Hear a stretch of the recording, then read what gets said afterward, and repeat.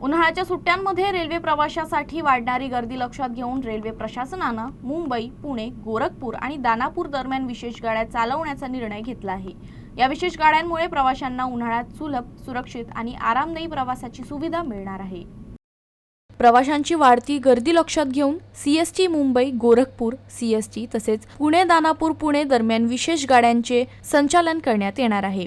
गाडी क्रमांक 01-079 सीएसटी मुंबई गोरखपूर दैनिक विशेष गाडी 31 मार्चपर्यंत दररोज सीएसटी येथून सकाळी 10:30 सुटेल आणि तिसऱ्या दिवशी सकाळी 10 वाजता गोरखपूर इथे पोहोचेल।